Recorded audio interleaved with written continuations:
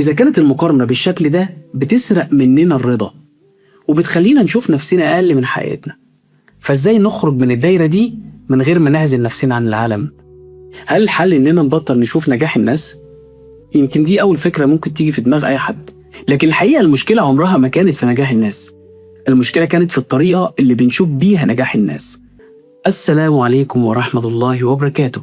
أهلا بك يا صديقي الجميل في قناة سطور.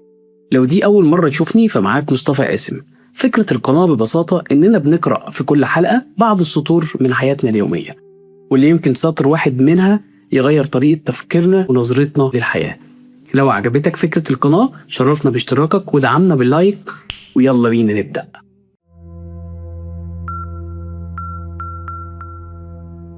في كل مرة بتشوف حد حقق حاجة عقلنا بيسأل سؤال من غير ما نحس: هو أنا فين؟ ومن هنا بتبدأ المقارنة. لكن تخيل لو بدل السؤال ده سألت نفسك: هو عملها إزاي؟ لاحظ الفرق. في أول سؤال أنت بتحاكم نفسك، وفي السؤال التاني أنت بتتعلم. نفس الموقف لكن نتيجتين مختلفتين تماما. علشان كده في ناس وجود الناجحين حواليها بيحفزها، وفي ناس الأشخاص الناجحة بيكسروها من جوه، لأن الفرق مش اللي قدامهم، الفرق في العدسة اللي بيبصوا بيها. وأنا بقول الكلام ده افتكرت آية كل مرة بقرأها بحس إنها بتعيد ترتيب المقياس ده من جديد. قال تعالى: ولا تتمنوا ما فضل الله به بعضكم على بعض. تأمل معايا آخر الآية كده: واسألوا الله من فضله. الآية ما قالتش انشغل باللي في إيد غيرك، ولا قالت اقعد قارن نفسك بالناس. واسألوا الله من فضله، لأن فضل ربنا واسع، مش كمية محدودة لو أخد منها غيرك هيبقى نصيبك أقل. ورزق ربنا مش بيتقسم بالطريقة اللي احنا بنتخيلها. يمكن انت شايف شخص أغنى منك وهو نفسه بيتمنى راحة البال اللي عندك. يمكن شايف شخص مشهور وهو نفسه يعيش يوم واحد من غير ضغط زيك. ويمكن تشوف شخص وصل بدري من وجهة نظرك، لكن انت ما تعرفش الطريق اللي مشيه قد ايه ولا الثمن اللي دفعه.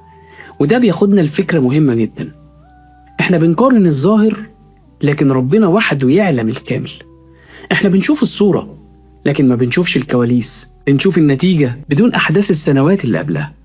وبنقارن حياتنا كلها بلقطة واحدة من حياة شخص تاني، وده عمره ما هيكون مقياس عادل. يمكن علشان كده أول خطوة للخروج من دايرة المقارنة مش إنك تمنع عينك من إنها تشوف الناس، لكن إنك تمنع قلبك من إنه يحول كل حاجة الميزان. لأن مش كل نجاح تشوفه مطلوب منك تملكه، ومش كل طريق يعجبك مناسب ليك تمشي فيه. وممكن أكبر ظلم تظلمه لنفسك إنك تعيش عمر كامل بتحاول تبقى نسخة من شخص تاني، في حين إن ربنا خلقك علشان تكون أنت نفسك، علشان تكتب قصتك، مش تعيد كتابة قصة حد تاني. ومن هنا يمكن السؤال الحقيقي عمره ما كان مين أحسن مني. السؤال الحقيقي هو: هل أنت ماشي في الطريق اللي ربنا كتبه ليك وبتسعى بكل قوتك ولا لأ؟ لأن لو كانت الإجابة نعم، يبقى أنت في المكان الصح حتى لو الطريق لسه طويل.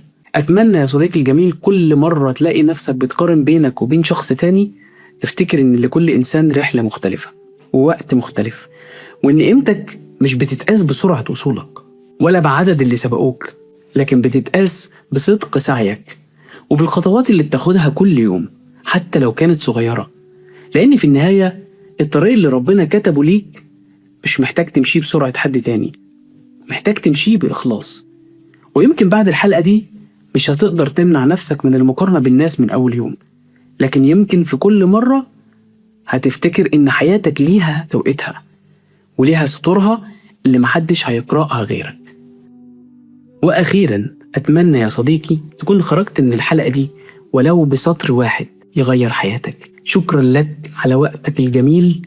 أشوفكم في حلقة جديدة من سطور، والسلام عليكم ورحمة الله وبركاته.